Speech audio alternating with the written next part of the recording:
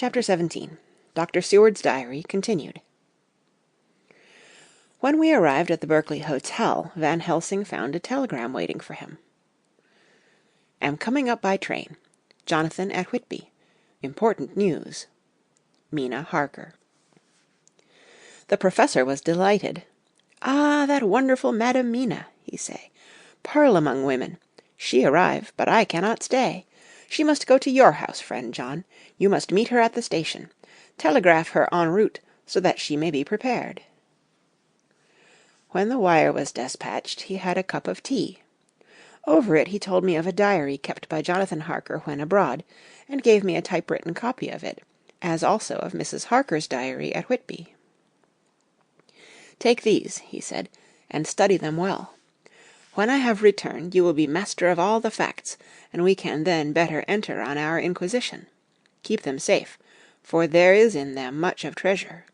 You will need all your faith, even you who have had such an experience as that of to-day.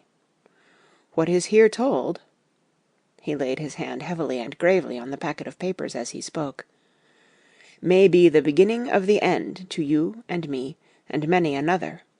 Or it may sound the knell of the undead who walk the earth. Read all, I pray you, with the open mind, and if you can add in any way to the story here told, do so, for it is all important. You have kept diary of all these so strange things, is it not so? Yes, then we shall go through all these together when we meet." He then made ready for his departure, and shortly after drove off to Liverpool Street. I took my way to Paddington, where I arrived about 15 minutes before the train came in. The crowd melted away, after the bustling fashion common to arrival platforms, and I was beginning to feel uneasy, lest I might miss my guest, when a sweet-faced, dainty-looking girl stepped up to me, and, after a quick glance, said, "Dr. Seward, is it not?" "And you are Mrs. Harker," I answered at once, whereupon she held out her hand. "I knew you from the description of poor dear Lucy, but—" She stopped suddenly, and a quick blush overspread her face. The blush that rose to my own cheeks somehow set us both at ease, for it was a tacit answer to her own. I got her luggage, which included a typewriter, and we took the Underground to Fenchurch Street, after I had sent a wire to my housekeeper to have a sitting-room and bedroom prepared at once for Mrs. Harker. In due time we arrived. She knew, of course, that the place was a lunatic asylum, but I could see that she was unable to repress a shudder when we entered. She told me that, if she might, she would come presently to my study, as she had much to say. So here I am finishing my entry in my phonograph diary, whilst I await her. As yet I have not had the chance of looking at the papers which Van Helsing left with me, though they lie open before me.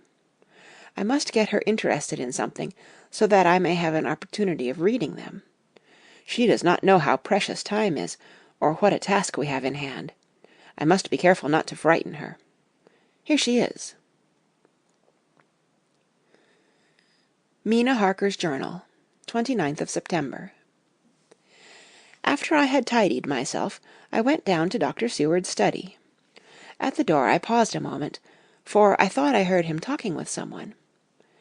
As, however, he had pressed me to be quick, I knocked at the door, and on his calling out, "Come in," I entered. To my intense surprise, there was no one with him. He was quite alone, and on the table opposite him was what I knew at once from the description to be a phonograph. I had never seen one, and was much interested. "I hope I did not keep you waiting," I said, "but I stayed at the door as I heard you talking, and thought there was someone with you." "Oh," he replied with a smile, "I was only entering my diary." "Your diary?" I asked him in surprise. "Yes," he answered, "I keep it in this." As he spoke he laid his hand on the phonograph. I felt quite excited over it, and blurted out, "Why, this beats even shorthand. May I hear it say something?" "Certainly," he replied with alacrity, and stood up to put it in train for speaking. Then he paused, and a troubled look overspread his face. "The fact is," he began awkwardly, "I only keep my diary in it, and as it is entirely almost entirely about my cases, it may be awkward. That is, I mean—" He stopped, and I tried to help him out of his embarrassment. "You helped to attend dear Lucy at the end. Let me hear how she died. For all that I know of her, I shall be very grateful."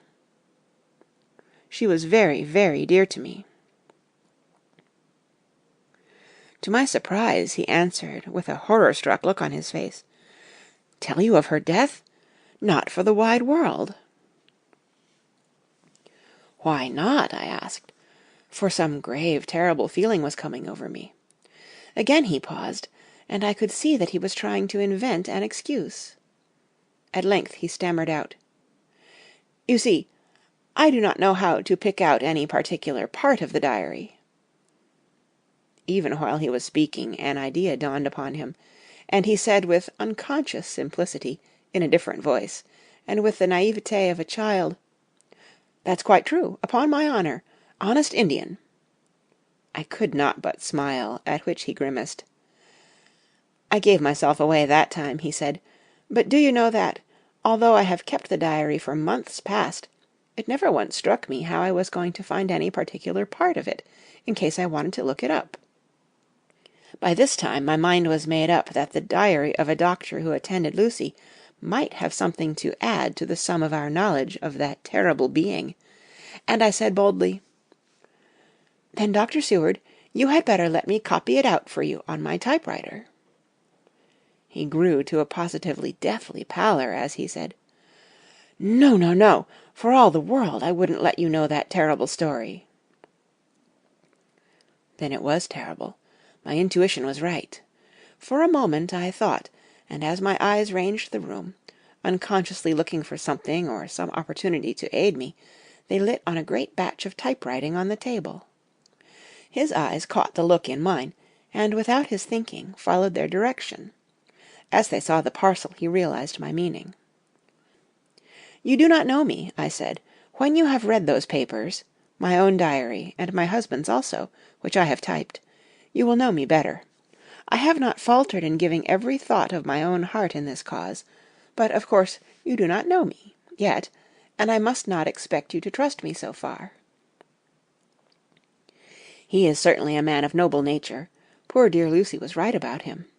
He stood up and opened a large drawer, in which were arranged in order a number of hollow cylinders of metal covered with dark wax, and said, "You are quite right. I did not trust you because I did not know you, but I know you now, and let me say that I should have known you long ago.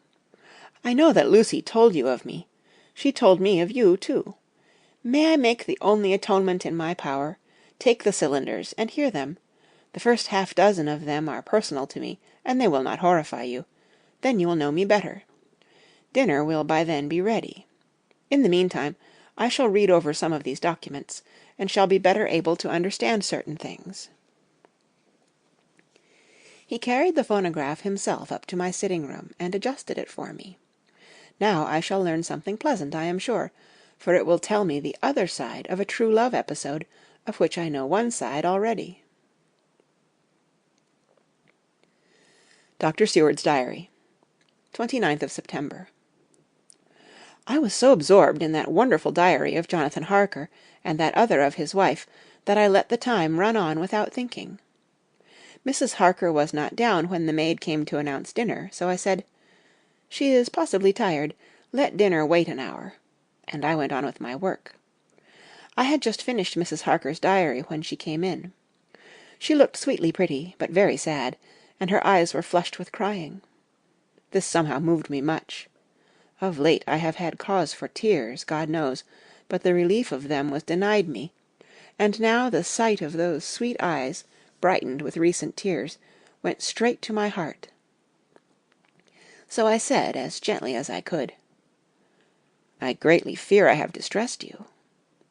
"Oh no, not distressed me," she replied, "but I have been more touched than I can say by your grief. That is a wonderful machine, but it is cruelly true. It told me in its very tones the anguish of your heart.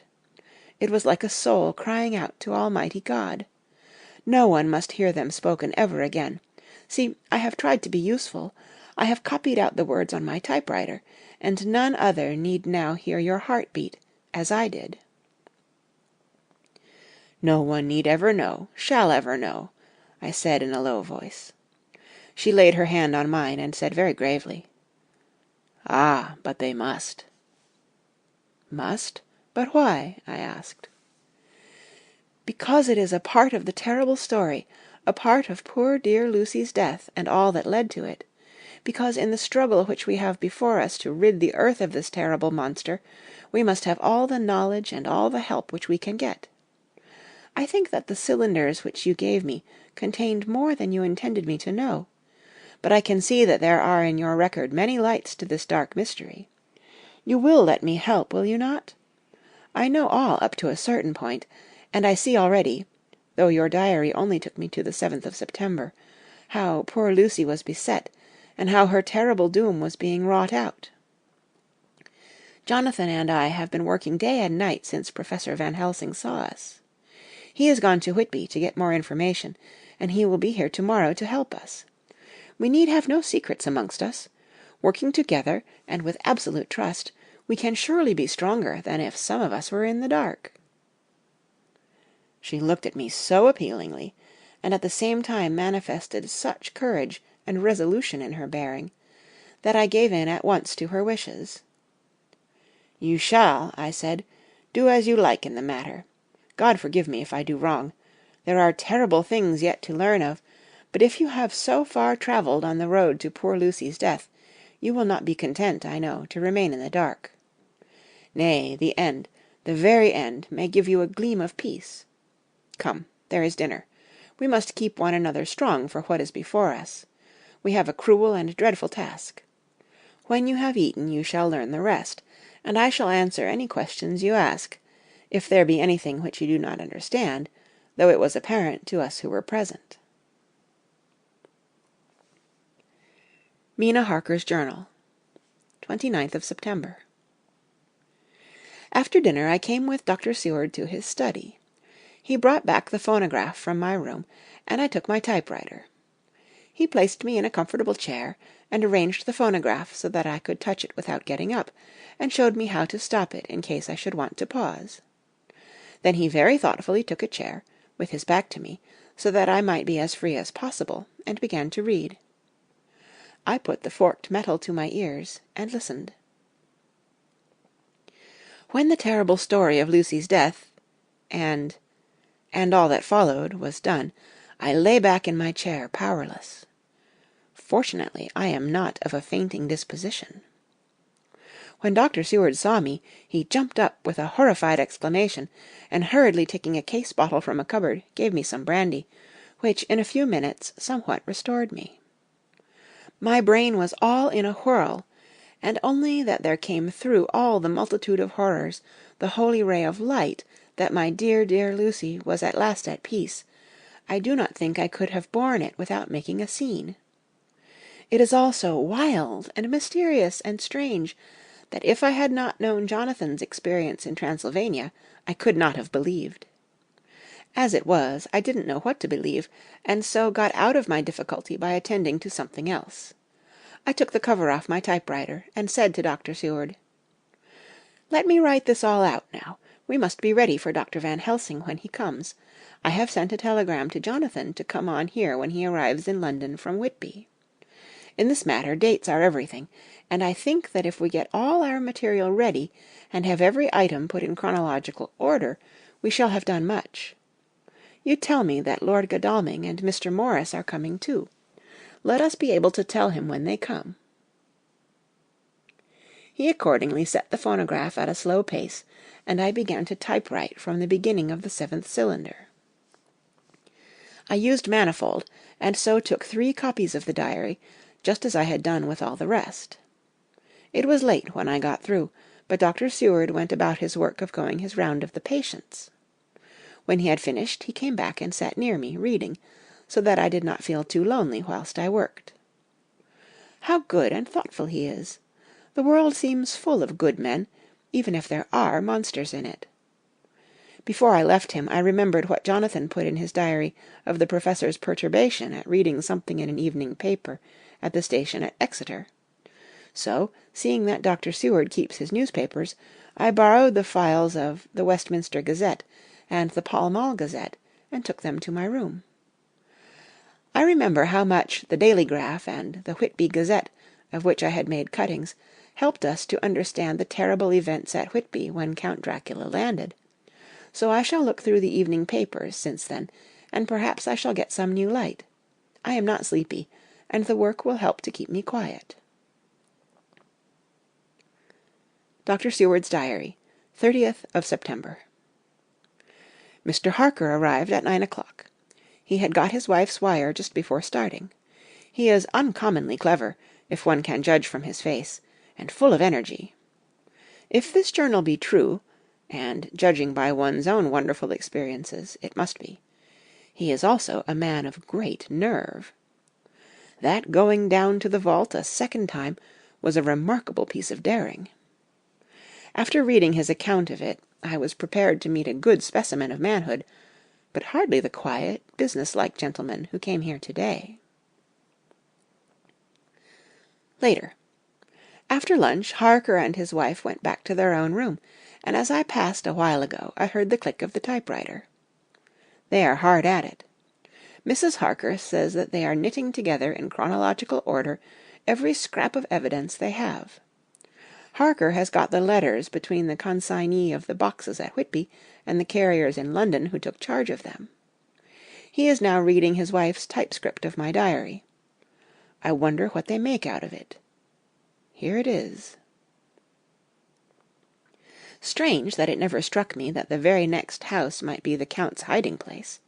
Goodness knows that we had enough clues from the conduct of the patient Renfield. The bundle of letters relating to the purchase of the house were with the typescript. Oh, if we had only had them earlier, we might have saved poor Lucy. Stop. That way madness lies.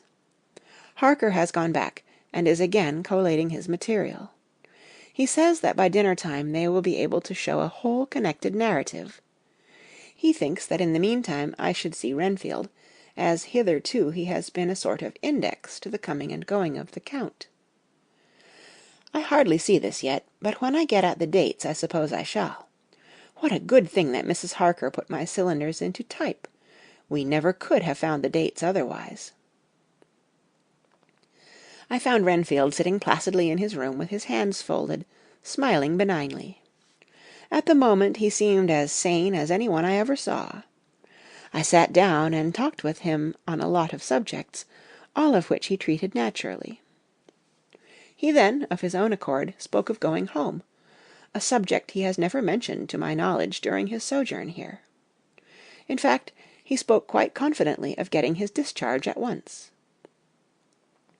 I believe that, had I not had the chat with Harker and read the letters and the dates of his outbursts, I should have been prepared to sign for him after a brief time of observation. As it is, I am darkly suspicious. All those outbreaks were in some way linked with the proximity of the Count. What, then, does this absolute content mean? Can it be that his instinct is satisfied as to the vampire's ultimate triumph? Stay, he is himself zooophagus, and in his wild ravings outside the chapel door of the deserted house he always spoke of Master. This all seems confirmation of our idea. However, after a while I came away. My friend is just a little too sane at present to make it safe to probe him too deep with questions. He might begin to think, and then... So I came away.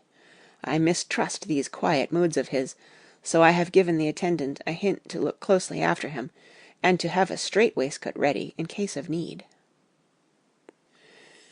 Jonathan Harker's Journal, 29th of September, in train to London.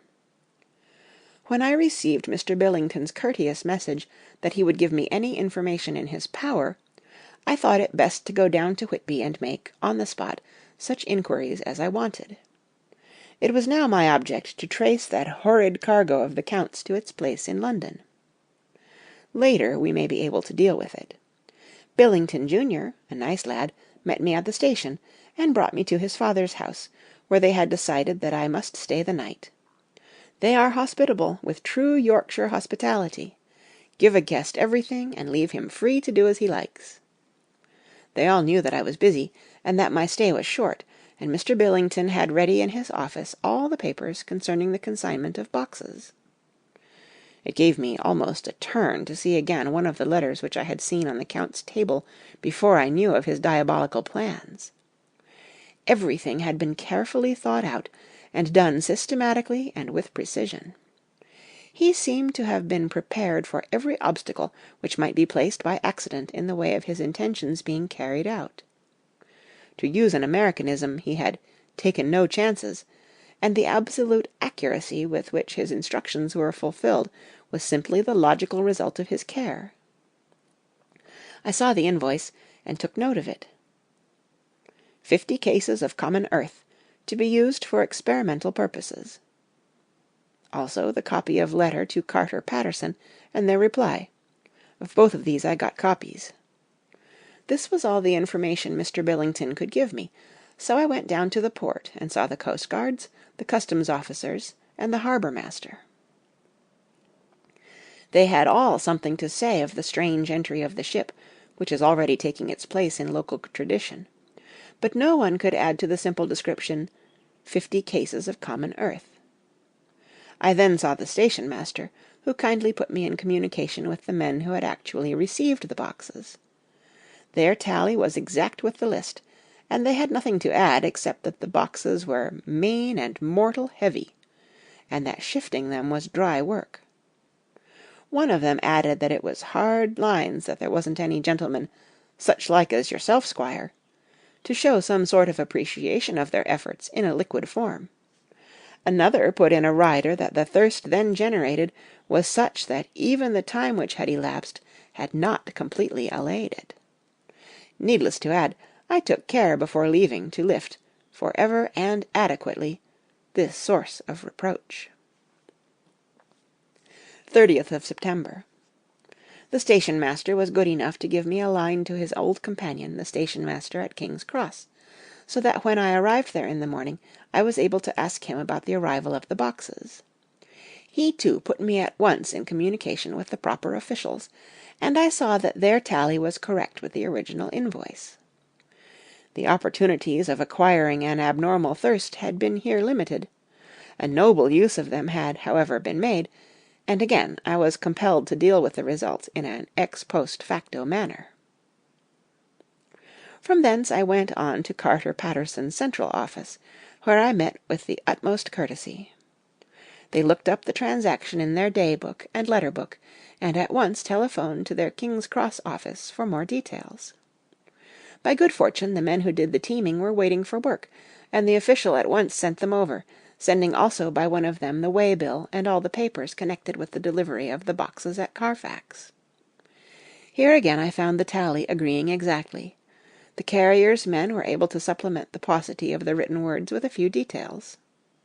These were, I shortly found, connected almost solely with the dusty nature of the job, and of the consequent thirst engendered in the operators.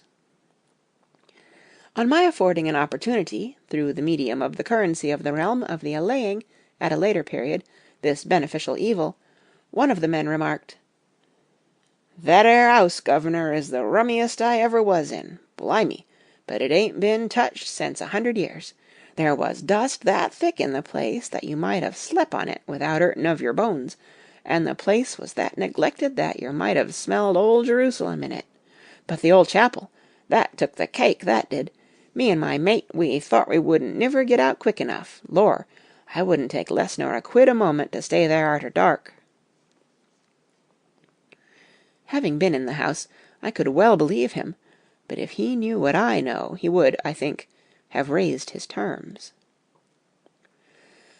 Of one thing I am now satisfied, that all the boxes which arrived at Whitby from Varna in the Demeter were safely deposited in the old chapel at Carfax. There should be 50 of them there, unless any have since been removed, as from Dr. Seward's diary, I fear.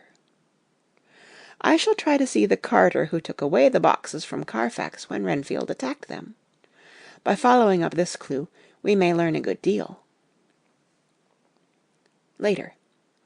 Mina and I have worked all day, and we have put all the papers, into order. Mina Harker's Journal, 30th of September. I am so glad that I hardly know how to contain myself. It is, I suppose, the reaction from the haunting fear which I have had, that this terrible affair and the reopening of his old wound might act detrimentally on Jonathan. I saw him leave for Whitby with as brave a face as I could, but I was sick with apprehension. The effort has, however, done him good. He was never so resolute, never so strong, never so full of volcanic energy as at present. It is just as that dear, good Professor Van Helsing said, he is true grit, and he improves under strain that would kill a weaker nature. He came back full of life and hope and determination. We have got everything in order for tonight. I feel myself quite wild with excitement. I suppose one ought to pity anything so hunted as the Count. That is just it. This thing is not human, not even beast. To read Dr. Seward's account of poor Lucy's death and what followed is enough to dry up the springs of pity in one's heart. Later. Lord Godalming and Mr. Morris arrived earlier than we expected. Dr. Seward was out on business and had taken Jonathan with him, so I had to see them. It was to me a painful meeting, for it brought back all poor dear Lucy's hopes of only a few months ago. Of course they had heard Lucy speak of me, and it seemed that Dr. Van Helsing, too, has been quite blowing my trumpet, as Mr. Morris expressed it. Poor fellows, neither of them is aware that I know all about the proposals they made to Lucy. They did not quite know what to say or do, as they were ignorant of the amount of my knowledge, so they had to keep on neutral subjects. However, I thought the matter over, and came to the conclusion that the best thing I could do would be to post them in affairs right up to date. I knew from Dr. Seward's diary that they had been at Lucy's death, her real death, and that I need not fear to betray any secret before the time. So I told them, as well as I could, that I had read all the papers and diaries, and that my husband and I, having typewritten them, had just finished putting them in order.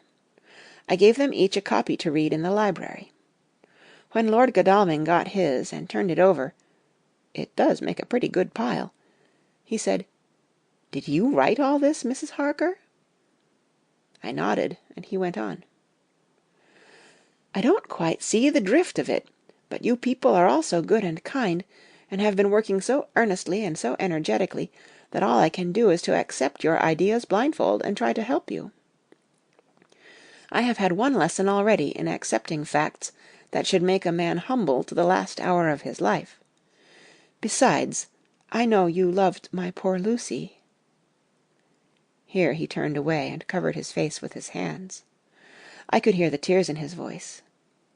Mr. Morris, with instinctive delicacy, just laid a hand for a moment on his shoulder, and then walked quietly out of the room.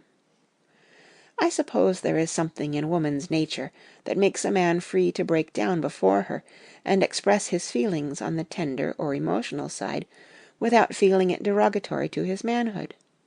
For when Lord Godalming found himself alone with me, he sat down on the sofa and gave way utterly and openly. I sat down beside him and took his hand. I hope he didn't think it forward of me, and that if he ever thinks of it afterwards, he never will have such a thought. There I wrong him. I know he never will. He is too true a gentleman. I said to him, for I could see that his heart was breaking, "I loved dear Lucy, and I know what she was to you and what you were to her. She and I were like sisters, and now she is gone, will you not let me be like a sister to you in your trouble? I know what sorrows you have had, though I cannot measure the depth of them. If sympathy and pity can help in your affliction, won't you let me be of some little service, for Lucy's sake?" In an instant the poor dear fellow was overwhelmed with grief. It seemed to me that all that he had of late been suffering in silence found a vent at once. He grew quite hysterical, and raising his open hands, beat his palms together in a perfect agony of grief. He stood up, and then sat down again, and the tears rained down his cheeks. I felt an infinite pity for him, and opened my arms unthinkingly. With a sob he laid his head on my shoulder, and cried like a wearied child, whilst he shook with emotion. We women have something of the mother in us that makes us rise above smaller matters when the mother spirit is invoked. I felt this big, sorrowing man's head resting on me, as though it were that of the baby that some day may lie on my bosom, and I stroked his hair as though he were my own child. I never thought at the time how strange it all was. After a little bit his sobs ceased, and he raised himself with an apology, though he made no disguise of his emotion. He told me that for days and nights past, weary days and sleepless nights, he had been unable to speak with anyone as a man must speak in his time of sorrow. There was no woman whose sympathy could be given to him, or with whom, owing to the terrible circumstance with which his sorrow was surrounded, he could speak freely. "I know now how I suffered," he said, as he dried his eyes, "but I do not know even yet, and none other can ever know, how much your sweet sympathy has been to me today. I shall know better in time, and believe me that, though I am not ungrateful now, my gratitude will grow with my understanding. You will let me be like a brother, will you not, for all our lives, for dear Lucy's sake?" "For dear Lucy's sake," I said, as we clasped hands. "Ay, and for your own sake," he added, "for if a man's esteem and gratitude are ever worth the winning, you have won mine today.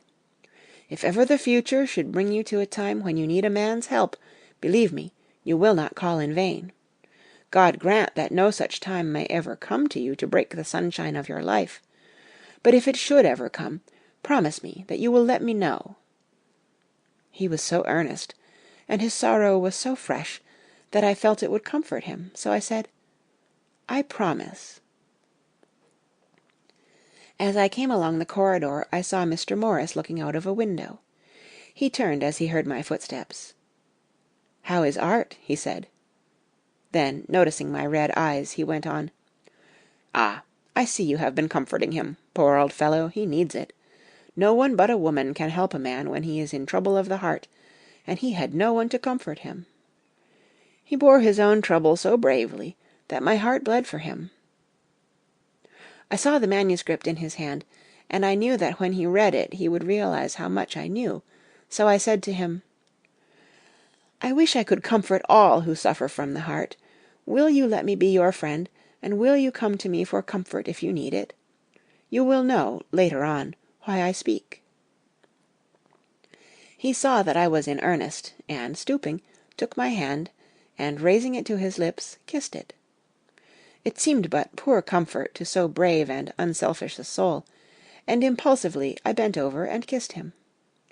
The tears rose in his eyes, and there was a momentary choking in his throat.